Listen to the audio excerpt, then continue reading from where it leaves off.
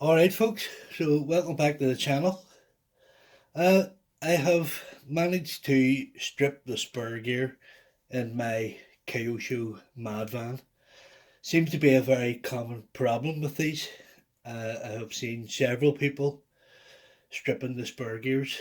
Uh, I seen that Shane RC put up a video a while ago uh, showing you a tip about loosening the slipper clutch to help prevent that from happening, which I did. I backed off my slipper clutch about a full turn, uh, but yet I still stripped it. So I had this out in the garden, was doing some jumps with it. I done one particularly large jump, and I think it happened when it landed. So my guess is there's some sort of flex going on in the chassis. The chassis, flexed when it landed, and that caused the mesh between the spur gear and the pinion gear to move, and it's taken two teeth off the spur gear. So the pinion gear is metal, but the spur gear is plastic or nylon, whatever. Yeah, so that wouldn't be such a problem. Only you cannot get spur gears for this in the UK. Uh, Even before this whole lockdown, they were extremely hard to get. The only place I found them was Model Sport in the UK. It's a very big, well known model shop. So, yeah, they did have them uh, before the lockdown happened. Now that the lockdown is in place, I'm guessing that the parts just aren't being shipped from Japan, from Kyosho. So I searched the internet, high and low, searched eBay, Amazon, all the standalone websites. There is not a spur gear for this available. I found that Kyosho in America have them in stock, but I was only able to buy one I was trying to buy one from their eBay store. So it was going to cost me probably about $30 to import one. So I've went down a different route. I'm going to try and fix this with a non-Kyosho spur gear. Uh, yeah, whether it works or not, I don't know. But I'm going to bloody try because the thing's just become a paperweight for the past week or so. So this is the spur gear from the Mad Van, and this is what I have to fix it. So you may notice they're both the same size outer diameter, but the center hole is much smaller on the Mad Van.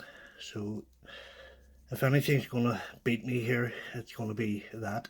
I'm going to have to try and space that out somehow. There's a closer look at the damage. You can see this very top tooth here, half of it's missing, and then about 5 teeth on either side have had the tops taken off them, just because it doesn't mesh properly. A better shot of that damage there from the other side.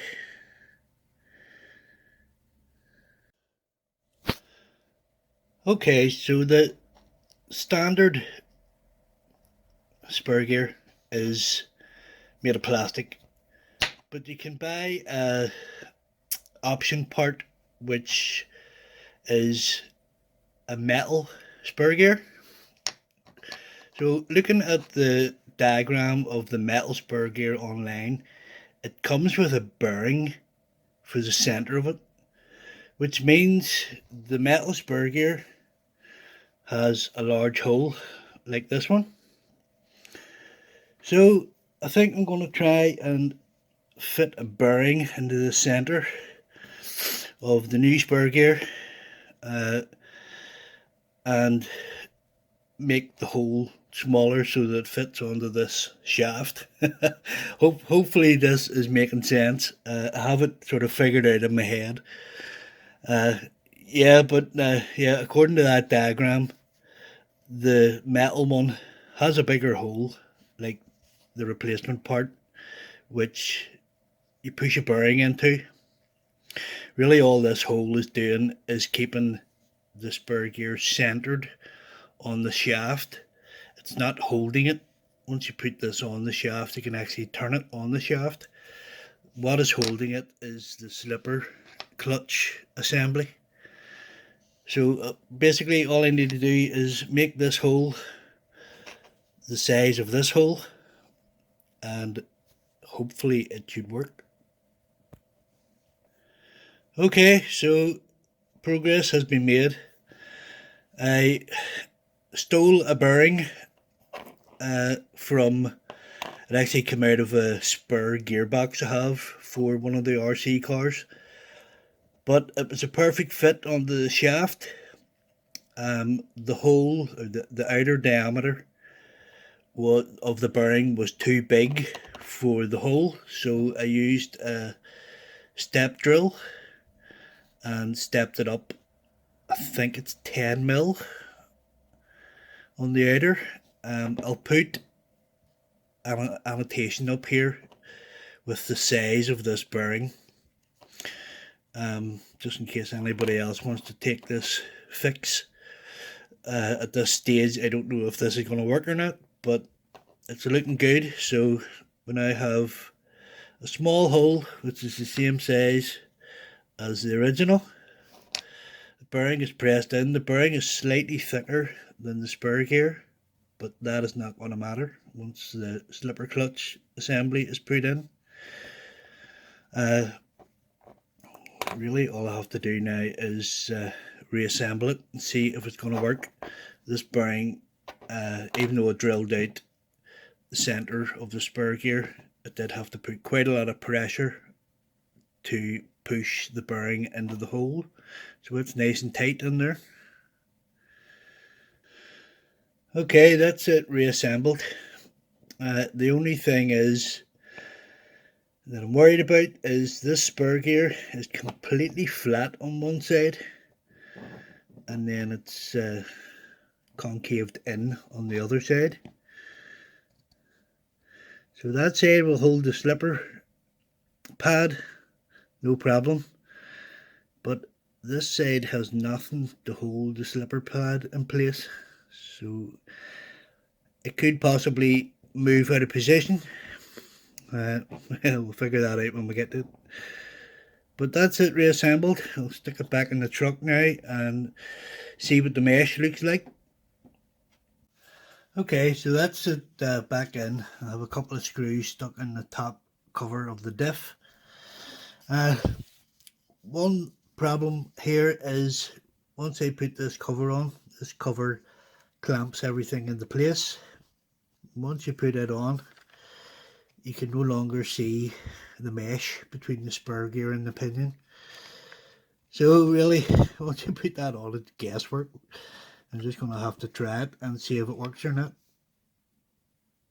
So I wasn't happy with the mesh there, so I took it all back out again, took the spur gear off and flipped it because it's beveled on one side and flat on the other.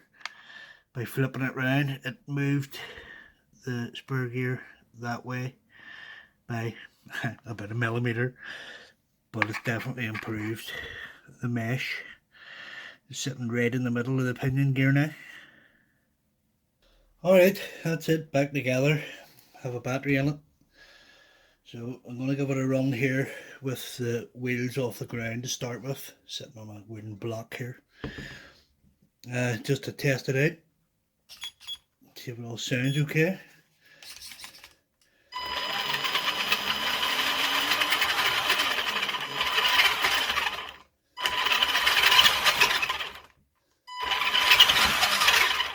Yeah, it sounds okay. So I'll put it down on the ground now and hopefully it won't grind any teeth off.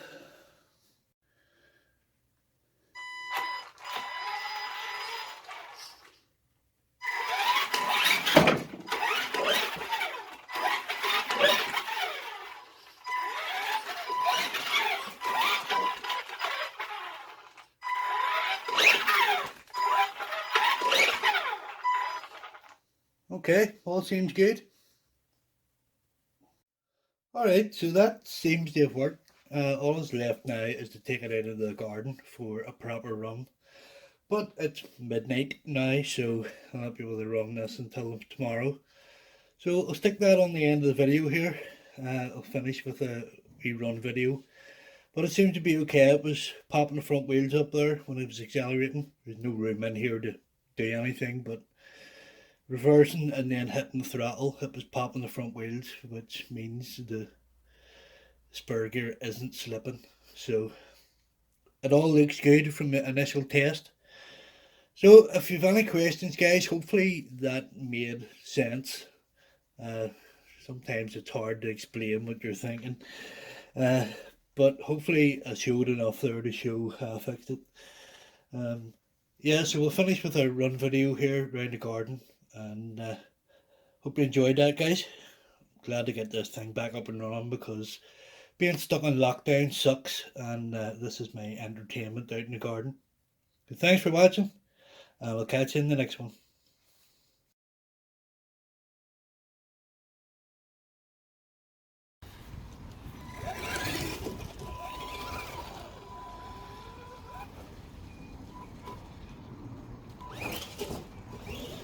Get him, Marty, get it.